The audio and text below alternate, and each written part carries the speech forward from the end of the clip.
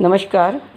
कक्षा 9 के प्यारे बच्चों, ये हमारी संस्कृत विषय की कक्षा चल रही है।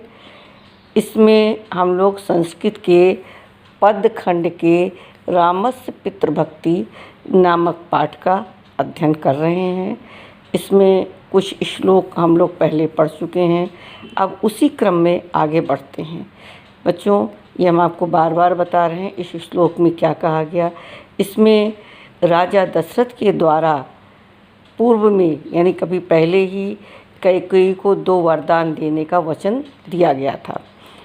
जब श्री राम का राज्याभिषेक होना था तो वो अपनी दासी मंत्रा के द्वारा बहकाने पर कैकेयी ने उसी समय राजा दशरथ से 2 वरदान मांगे थे। तो उन 2 वरदानों में उन्होंने जो मांगा था, एक से भरत को राजगद्दी और दूसरे से श्री राम को 14 वर्ष का वनवास।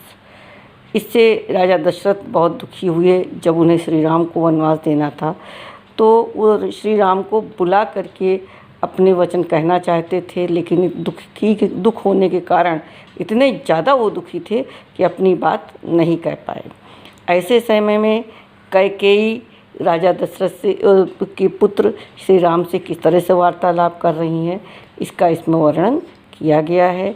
इसमें राम अपने पिता के वचनों के प्रति कटिबद्ध हैं, ये बताने का प्रयास कर रहे हैं। अब आप बच्चों श्लोक देखिए। अहो धिक् न हर्षे देवी वक्तुं माम ईदृशं वचः अहम ही वचनाद राज्ञा पतेयम अपि पावके। क्या कह रहे हैं? अहो धिक् न हर्षे देवी वक्तुं मामीदृशं वचः अहम ही वचनाद राज्ञा पतेयम अपि पावके। इसका अन्वय बच्चों देखिए। अहो धिक् माम देवी ईदृशं वचः वक्तुं न अर्हसे राज्ञा वचनात् ही अहम पावके अपि पतेयम। फिर से अन्वय देखिए। अहो धिक् माम देवी ईदृशं वचः वक्तुं न अर्हसे राज्ञा वचनात् ही अहम पावके अपि पतेयम। ये इसका अन्वय है। अन्वय मैंने आपको पहले बताया कि श्लोक में जो शब्द आगे पीछे रहते हैं उनको क्रम से करके गद्य के रूप में लिखना अन्वय होता है। अब इसका शब्द अर्थ देख लीजिए। धिक् माम, मुझे धिक्कार है। ईदृशम, इस प्रकार के। वचः, वचन।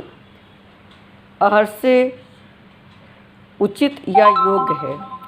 ही, निश्चय ही। पावके, अग्नि में। पतेयम, गिर सकता हूँ। उसके बाद ये इसका अर्थ है। कहते हैं श्री राम कैकेयी के द्वारा संदेह करने पर कि मैं अपने पिता के वचनों का पालन नहीं करूँगा, तो वो किस प्रकार से कहते हैं? अहो धिक् माम, अरे मुझे धिक्कार है। कौन कह रहा है? श्री राम। देवी, हे देवी, यदि तुम्हें शंका है तो मुझे धिक्कार है। ईदृशम, इस प्रकार से। वचः, वचन को। वक्तुम, कहने के लिए। न अर्हसे, ये उचित समय नहीं है। हे देवी, कहने के लिए यह उचित नहीं है। राज्ञा वचनात्, राज्ञा यानी राजा, राजा दशरथ यानी रामचंद्र जी के पिता, वो कहते राजा अर्थात पिता के वचन से ही अहम माने मैं, पावके माने अग्नि में, अपि माने भी, पतेयम माने गिरने के लिए तैयार हूँ। क्या कह रहे हैं? अरे मुझे धिक्कार है हे देवी, इस प्रकार के वचन कहने के लिए मैं, यह उचित समय नहीं है या उचित योग्य नहीं है। राज्ञा वचनात्, राजा के वचनों से ही। अहम माने मैं, पावके माने पावन, पावक माने अग्नि में, अपि माने भी, पतेयम माने गिरने के लिए तैयार हूँ। तो उसका अर्थ एक बार इससे भी हम आपको समझा देते हैं। अहो मुझे धिक्कार है हे देवी, तुम्हें, देवी तुम्हें कैकेयी, मुझको इस प्रकार के वचन कहना उचित नहीं है। निश्चय ही राजा यानी पिता राजा दशरथ की आज्ञा से अग्नि में भी गिर सकता हूँ। अर्थात इसका तात्पर्य क्या है? राम को अनुभव हुआ कि कैकेयी उनके वचन पालन के प्रति पूर्ण रूपेण आश्वस्त नहीं है। उसे विश्वास नहीं था कि राम वचन का पालन करेंगे।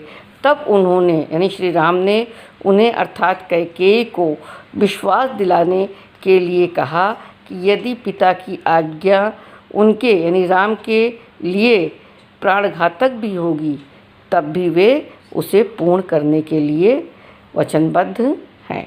ये बच्चों, इसको आप अपनी कॉपी में नोट करिएगा और याद कर लीजिएगा, लिखना ज़रूर है। धन्यवाद बच्चों। अगली कक्षा कल